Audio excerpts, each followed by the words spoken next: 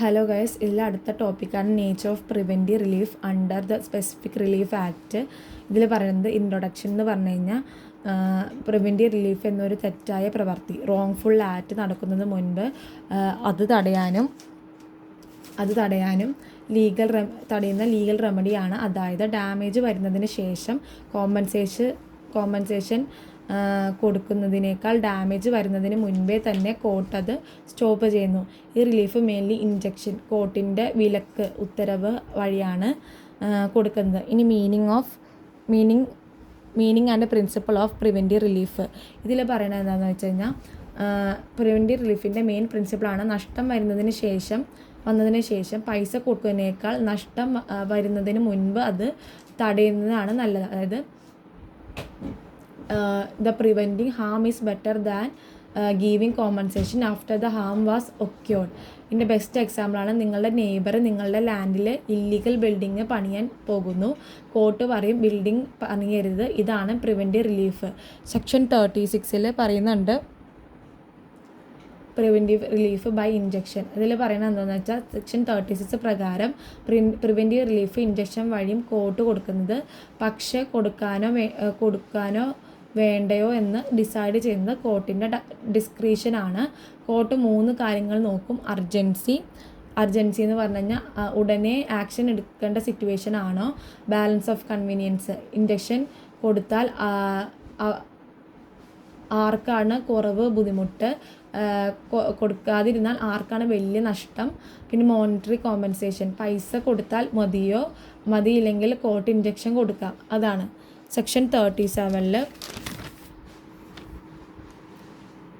37 types of injection പറയുന്നുണ്ട്.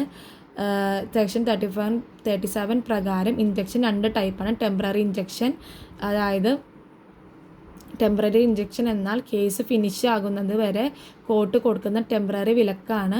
ഇതിന് എന്ന് പറഞ്ഞാൽ സ്റ്റാറ്റസ് മെയിൻറ്റെയിൻ ചെയ്യുകയാണ്. ഇതിൻ്റെ ഒരു എക്സാമ്പിൾ എന്ന് പറഞ്ഞാൽ ലാൻഡ് കേസ് നടക്കുന്നു, കോർട്ട് പറയുന്നു കേസ് തീരുന്നത് വരെ ഈ ലാൻഡ് വിലക്കരുത്. ഇതാണ് ടെമ്പററി ഇൻജക്ഷൻ. ഇനിയാണ് പെർപ്പച്വൽ ഇൻജക്ഷനിൽ പറയുന്നത് പെർപ്പച്വൽ ഇൻജക്ഷൻ എന്നാൽ കെയർഫുള്ളായി കഴിഞ്ഞതിന് ശേഷം കോർട്ട് കൊടുക്കുന്ന പെർമനൻറ്റ് വിലക്കാണ്. ഇത് ഒരാളെ റോങ്ഫുൾ ആക്ട് പെർമനൻറ്റ് ചെയ്യുന്നതിൽ നിന്ന് സ്റ്റോപ്പ് ചെയ്യും. ഇതിൻ്റെ എക്സാമ്പിളാണ് കോർട്ട് ഫൈനൽ ജഡ്ജ്മെൻറ്റിൽ പറയുന്നു ഇനി ഒരിക്കലും ഈ ലാൻഡിൽ കയറരുത്, ട്രസ്പാസ് നടത്തരുത്. ഇതാണ് perpetual injection. Section 39 mandatory injection. അതിൽ പറയുന്നത് എന്താണെന്ന് വെച്ച് കഴിഞ്ഞാൽ സെക്ഷൻ 39 പ്രകാരം കോർട്ട് മാൻഡേറ്ററി ഇൻജക്ഷൻ കൊടുക്കാം. ഇത് ചെയ്യരുതെന്ന് മാത്രം പറയുന്നതല്ല, ഇത് ചെയ്യണം എന്ന് ഓർഡർ ചെയ്യുന്നതാണ്. എക്സാമ്പിൾ നെയ്ബർ നിങ്ങളുടെ വഴിയിൽ ഒരു വോള് പണിയുന്നു, കോർട്ട് പറയുന്നു ആ വോള് പൊളിച്ച് മാറ്റണം. ഇതിൻ്റെ മാൻഡേറ്ററി ഇൻജക്ഷനാണ്. Section 36 preventive relief injection, 37 temporary ഇൻജക്ഷനും പെർപ്പച്വൽ ഇൻജക്ഷനും, 39 മാൻഡേറ്ററി ഇൻജക്ഷനും. കോർട്ട് ഓർഡേഴ്സ് ആ പേഴ്സൺ പർട്ടിക്കുലർ ആക്ടിന് ഓർഡർ കൊടുക്കണം. പിന്നെ കൺക്ലൂഡ് ചെയ്ത് പറയുകയാണെങ്കിൽ സിമ്പിളായി പറഞ്ഞു കഴിഞ്ഞാൽ പ്രിവെൻറ്റീവ് റിലീഫും എന്നാൽ കോർട്ടിൻ്റെ ഡിസ്ക്രിഷൻ പ്രകാരം ഇൻജക്ഷൻ വഴി കൊടുക്കുന്ന റെമഡിയാണ്. ഇതിൻ്റെ മെയിൻ എന്ന് പറഞ്ഞാൽ ലീഗൽ റൈറ്റ് പ്രൊട്ടക്റ്റ് ചെയ്യുക, ഇൻജസ്റ്റിസ് തടയുക, നഷ്ടം വരുന്നതിന് മുൻപ് അല്ലെങ്കിൽ തടയുന്നതിന് സ്റ്റോപ്പ് ചെയ്യുക, ഡാമേജ് വരുന്നതിന് ശേഷം കോമ്പൻസേഷൻ കൊടുക്കുന്നതിനേക്കാൾ ഡാമേജ് പ്രിവെൻറ്റ് ചെയ്യുക എന്നാണ് പ്രിവെൻറ്റീവ് റിലീഫിൻ്റെ മെയിൻ ഒബ്ജക്റ്റീവ്. ഇനിയാണ് ലോ റിലേറ്റിംഗ് ടു നോവേഷൻ എന്ന് പറഞ്ഞു കഴിഞ്ഞാൽ ഇതിൻ്റെ ഇൻട്രൊഡക്ഷൻ പാർട്ടിൽ പറയുന്നത്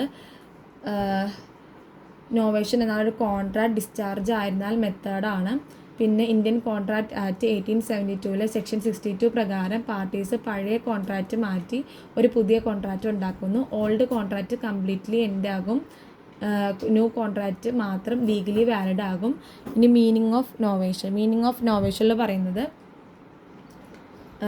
സെക്ഷൻ 62 പ്രകാരം നോവേഷൻ എന്നാൽ പഴയ കോൺട്രാക്റ്റിന് പകരം പുതിയ കോൺട്രാക്റ്റ് ഉണ്ടാക്കുക അല്ലെങ്കിൽ ഒരു പാർട്ടിയെ പുതിയ പാർട്ടി കൊണ്ട് റീപ്ലേസ് ചെയ്യുക. എല്ലാ പാർട്ടീസിൻ്റെയും മ്യൂച്വൽ കൺസെൻറ്റോടെ ചെയ്യുന്നതാണ്. നോവേഷൻ കഴിഞ്ഞാൽ ഒറിജിനൽ കോൺട്രാക്റ്റ് ഫിനിഷ് ആവും, അത് പിന്നെ എൻഫോഴ്സ് ചെയ്യാൻ പറ്റില്ല, പുതിയ കോൺട്രാക്റ്റ് മാത്രം വാലിഡാണ്. എക്സാമ്പിളാണ് A-Bക്ക് റൈസ് സപ്ലൈ ചെയ്യാമെന്ന് കോൺട്രാക്റ്റ് ചെയ്തു, പിന്നെ 2 പേരും ഡിസൈഡ് ചെയ്തു റൈസ് അല്ല വീറ്റ് സപ്ലൈ ചെയ്യാമെന്ന്. ഓൾഡ് കോൺട്രാക്റ്റ് ആൻഡ് എൻഡായി, ഇപ്പോൾ ന്യൂ കോൺട്രാക്റ്റ് സ്റ്റാർട്ടായി. ഇതാണ് novation. Essentials of novation. Essentials of novation എന്ന് പറഞ്ഞാൽ മ്യൂച്വൽ കൺസെൻറ്റ് ഓൾ ദ പാർട്ടീസാണ് ആദ്യം. അതിൽ പറയുന്നത് എല്ലാ പാർട്ടീസും എഗ്രി ചെയ്യണം. ഒരാളുടെ കൺസെൻറ്റ് ഇല്ലാതെ നോവേഷൻ വാലിഡ് അല്ല. New agreement must be valid. അതിൽ പറയുന്നത് പുതിയ കൺസെൻറ്റ് പുതിയ കോൺട്രാക്റ്റ് സെക്ഷൻ ഡിയിലെ എല്ലാ കണ്ടീഷൻസും സാറ്റിസ്ഫൈ ചെയ്യണം, അല്ലെങ്കിൽ നോവേഷൻ വാലിഡ് ആകില്ല. പിന്നെ old contract must be completely discharged. അതിൽ പറയണതെന്ന് വെച്ച് കഴിഞ്ഞാൽ പഴയ കോൺട്രാക്റ്റ് പൂർണ്ണമായി അവസാനിക്കണം. പുതിയ കോൺട്രാക്റ്റ് അതിന് റൈറ്റ്സും ഒബ്ലിഗേഷൻസും ഇനി നിൽക്കണില്ല. പിന്നെ novation must take place before breach. അതായത് ഒറിജിനൽ കോൺട്രാക്റ്റ് ബ്രീച്ച് ആകുന്നതിന് മുൻപ് തന്നെ നോവേഷൻ നടക്കണം. ജനറലി ബ്രീച്ച് കഴിഞ്ഞ സെക്ഷൻ 62 അപ്ലൈ ചെയ്യില്ല. ഇനിയാണ് കൈൻഡ്സ് ഓഫ് നോവേഷൻ. അതായത് ചേഞ്ച് ഓഫ് പാർട്ടീസാണ് ആദ്യം പറയുന്നത്. ഒരു പാർട്ടി എല്ലാവരുടെയും കൺസെൻറ്റോടെ മറ്റൊരു പാർട്ടി റീപ്ലേസ് ചെയ്യുന്നു. അതായത് എ ബിക്ക് പൈസ കൊടുക്കാൻ ഉണ്ട്, എല്ലാ പാർട്ടീസും എഗ്രി ചെയ്ത് സി എയുടെ പ്ലേസിൽ വന്ന് ഇപ്പോൾ ബിക്ക് പൈസ കൊടുക്കാൻ വേണ്ടത് സി ആണ്. ഇതാണ് ചേഞ്ചിങ് ഓഫ് പാർട്ടീസ്. ഇനി changing of terms. Changing of ടേംസിൽ പറയുന്നത് പാർട്ടീസ് അത് തന്നെയാണ്, പക്ഷേ ടേംസ് ആൻഡ് കണ്ടീഷൻസ് മാറ്റി പുതിയ കോൺട്രാക്റ്റ് ഉണ്ടാക്കുന്നു. എക്സാമ്പിളാണ് കാർ 5 ലക്ഷത്തിന് വിൽക്കാം, പിന്നെ 2 പേരും എഗ്രി ചെയ്യുന്നു. 4.5 lakhsന് വിൽക്കാമെന്ന് പറയുന്നു. ഓൾഡ് കോൺട്രാക്റ്റ് എൻഡ് ആവുന്നു, ന്യൂ കോൺട്രാക്റ്റ് സ്റ്റാർട്ട് ചെയ്യുന്നു. പിന്നെ ഇതാണ് ചേഞ്ച് ഓഫ് ടേംസ്. പിന്നെ effects of novation. Effects of നോവേഷനിൽ പറയുന്നത് നോവേഷൻ്റെ main effects old contract finish ചെയ്യുന്ന ന്യൂ കോൺട്രാക്റ്റ് മാത്രം ലീഗലി എൻഫോഴ്സ് ചെയ്യാം. ഓൾഡ് കോൺട്രാക്റ്റിലെ റൈറ്റ്സും ഒബ്ലിഗേഷൻസും എല്ലാം അവസാനിക്കുന്നു. അപ്പം ഇതിൽ പറയണതെന്ന് വെച്ച് കഴിഞ്ഞാൽ നോവേഷൻ ഓൾഡ് കോൺട്രാക്റ്റില്ല, ന്യൂ കോൺട്രാക്റ്റിന് ഓൾഡ് പാർട്ടി ഇല്ല, ന്യൂ പാർട്ടിയാണ്. സെക്ഷൻ 62യും മ്യൂച്വൽ കൺസെൻറ്റും വാലിഡ് ന്യൂ അഗ്രിമെൻറ്റും ബിഫോർ ബ്രീച്ചും ഓൾഡ് കോൺട്രാക്ട് ഡിസ്ചാർജും ഒക്കെ ഓർത്ത് വെക്കണം. ഇനി കൺക്ലൂഡ് ചെയ്യുകയാണെന്ന് വെച്ചാൽ സിമ്പിളായി പറഞ്ഞു കഴിഞ്ഞാൽ നോവേഷൻ എന്നാൽ സെക്ഷൻ 62 പ്രകാരം ഒരു കോൺട്രാക്ട് ഡിസ്ചാർജ് ചെയ്യുന്ന മെത്തേഡാണ്. ഇതിൽ പഴയ കോൺട്രാക്റ്റ് പൂർണ്ണമായി അവസാനിക്കുകയും അതിന് പകരം ഒരു പുതിയ വാലിഡ് കോൺട്രാക്റ്റ് അല്ലെങ്കിൽ ഒരു പുതിയ പാർട്ടി വരും. ഇനി kinds of breach of contract and remedies for breach.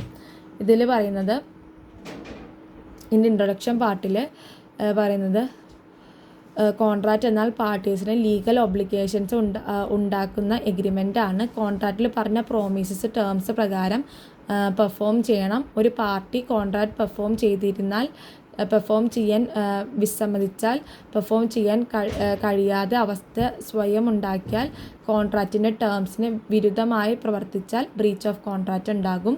ഇപ്പോൾ അഗ്രീഡ് പാർട്ടിക്ക് കോൺട്രാക്റ്റിൽ പോയി ലീഗൽ റെമഡീസ് ചോദിക്കാം. ഇന്ത്യൻ കോൺട്രാക്റ്റ് ആക്റ്റിൽ സെക്ഷൻ 73, 74, 75 ബ്രീച്ച് കോൺട്രാക്റ്റ് റെമഡീസും ബ്രീച്ചിനുള്ള റെമഡീസാണ്.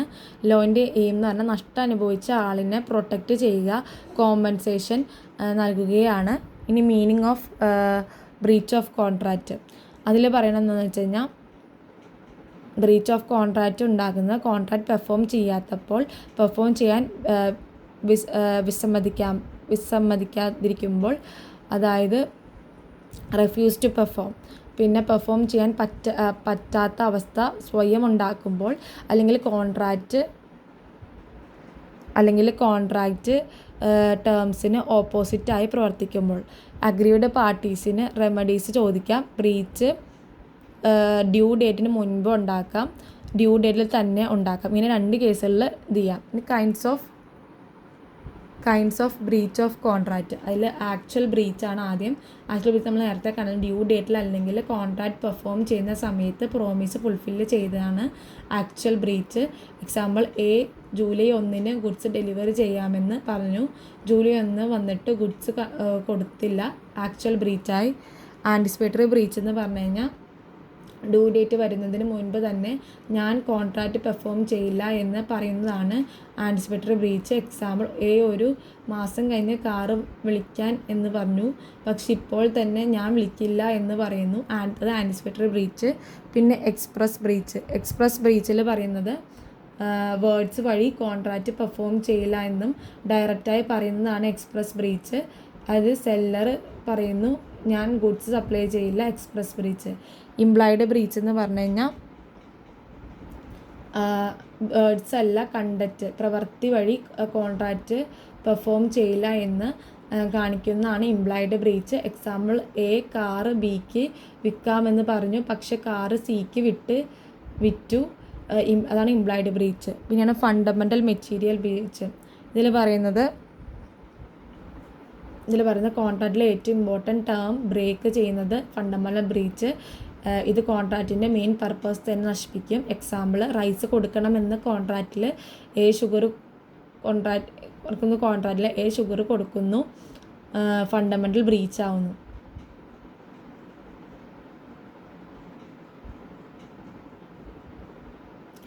Remedies of breach of contract. ഇതിൽ പറയണത് എന്താണെന്ന് വെച്ച് കഴിഞ്ഞാൽ സ്യൂട്ട്സ് ഫോർ ഡാമേജ് സെക്ഷൻ 73 ഇതിൽ പറഞ്ഞ സെക്ഷൻ 73 പ്രകാരം അഗ്രീഡ് പാർട്ടിക്ക് നാച്ചുറലായി ഉണ്ടായ ലോസിന് കോമ്പൻസേഷൻ കിട്ടും. കോൺട്രാക്റ്റിൻ്റെ എയിം തന്നെ കോൺട്രാക്റ്റ് പെർഫോം ചെയ്യാതിരുന്നെങ്കിൽ ഉണ്ടാകുമായിരുന്ന പൊസിഷനിലെത്തിക്കുക. കോൺട്രാക്റ്റിൽ പെർഫോം ചെയ്തിരുന്നില്ലെങ്കിൽ ഉണ്ടാക്കുമായിരുന്ന പൊസിഷൻ എത്തിക്കുക. പിന്നെ liquidated damage and penalty section 74 ഇതിൽ പറയുന്നത് സെക്ഷൻ 74 പ്രകാരം കോൺട്രാക്റ്റിൽ ബ്രീച്ച് വന്നാൽ കൊടുക്കാനുള്ള എമൗണ്ട് എഴുതിയിട്ടുണ്ടെങ്കിൽ കോർട്ട് റീസണബിൾ കോമ്പൻസേഷൻ മാത്രം കൊടുക്കുന്നു. കോൺട്രാക്റ്റിൽ പറഞ്ഞ എമൗണ്ടിനേക്കാൾ കൂടുതൽ കൊടുക്കില്ല. അടുത്താണ് compensation for rightful recession section 75. ഇതിൽ പറഞ്ഞ സെക്ഷൻ 75 പ്രകാരം മറ്റൊരു പാർട്ടി ബ്രീച്ച് ചെയ്തതുകൊണ്ട് കോൺട്രാക്റ്റ് ലീഗലി ക്യാൻസൽ ചെയ്ത കോമ്പൻസേഷൻ ക്ലെയിം ചെയ്യാം.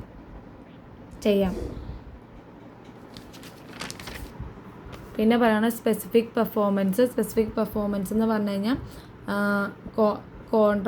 കോൺട്രാക്റ്റ് പെർഫോം ചെയ്യണമെന്ന് ഓർഡർ ചെയ്യാം. ഒരു ലാൻഡോ ഹൗസോ റിമൂവബിൾ പ്രോപ്പർട്ടിയോ കേസിൽ കോമൺ ആണ്. ഇൻജക്ഷൻ എന്ന് പറഞ്ഞു കഴിഞ്ഞാൽ കോർട്ട് കോൺട്രാക്റ്റിന് ഓപ്പോസിറ്റായി എന്തെങ്കിലും ചെയ്യുന്നത് സ്റ്റോപ്പ് ചെയ്യും. Mostly negative covenants and confidential information കേസിലാണ് യൂസ് ചെയ്യുന്നത്. പിന്നെ റിസഷൻ ഓഫ് കോൺട്രാക്റ്റ് ഇതിൽ പറയുന്നത് അഗ്രീഡ് പാർട്ടിക്ക് കോൺട്രാക്റ്റ് ക്യാൻസൽ ചെയ്യാം. അതോടെ ഫ്യൂച്ചർ ഒബ്ലിഗേഷൻസിൽ നിന്ന് രണ്ട് പാർട്ടീസിന് ഫ്രീ ആകും. പിന്നെ പറയുന്നത് കോണ്ടം മെറിറ്റ് എന്ന് പറഞ്ഞു കഴിഞ്ഞാൽ കോൺട്രാക്ട് പാർട്ടി പെർഫോം ചെയ്ത വർക്കിന് റീസണബിൾ പേയ്മെൻറ്റ് ക്ലെയിം ചെയ്യാം. പിന്നെ അതിൻ്റെ എയിം തന്നെ മറ്റൊരാൾ അന്യന്യമായ ബെനിഫിറ്റ് നേടിയെടുക്കാതിരിക്കാൻ വേണ്ടിയാണ്. ലാൻഡ്മാർക്ക് കേസാണ് ഹാർഡ്ലി വേഴ്സസ് ബെക്സെൻഡൽ. ഇത് ഇമ്പോർട്ടൻറ്റ് കേസാണ്. ഇതിൽ പറയുന്നത് നാച്ചുറൽ അല്ലെങ്കിൽ റീസണബിൾ ഫോർസിബിൾ ആയ ലോസിന് മാത്രമേ കോമ്പൻസേഷൻ കിട്ടൂ. സെക്ഷൻ 73 ലീഡിങ് കേസാണ്. പിന്നെ ഹോക്സ്റ്റർ വേഴ്സസ് ഡീലാട്ടോർ ഇത് നമുക്ക് അറിയാവുന്ന കേസാണ്. ഈ കേസ് ആൻറ്റിസിപ്പേറ്ററി ബ്രീച്ച് റെക്കഗ്നൈസ് ചെയ്യുന്നു. ഡ്യൂ ഡേറ്റ് കാണിക്കാതിരിക്കാതെ തന്നെ കേസ് കൊടുക്കാം. പിന്നെ ഫാക്ടേ ചാൻ വേഴ്സസ് ബാലകൃഷ്ണൻ ദാസ് ഇതിൽ പറയുന്നതെന്ന് വെച്ച് കഴിഞ്ഞാൽ കോർട്ട് റീസണബിൾ കോമ്പൻസേഷൻ മാത്രമേ അവോയ്ഡ് ചെയ്യൂ. Section 73 damage, section 74 liquidated damage and penalty, 75 compensation after lawful rescission, specific performance, injection, rescission, കോറമീറ്റ് ഇതൊക്കെയാണ് റെമഡീസ്. കൺക്ലൂഡായിട്ട് പറയുകയാണെങ്കിൽ ബ്രീച്ച് ഓഫ് കോൺട്രാക്റ്റ് എന്നൊരു പാർട്ടി കോൺട്രാക്റ്റിലെ ഒബ്ലിഗേഷൻസ് ഫുൾഫില്ല് ചെയ്യുന്നതാണ്.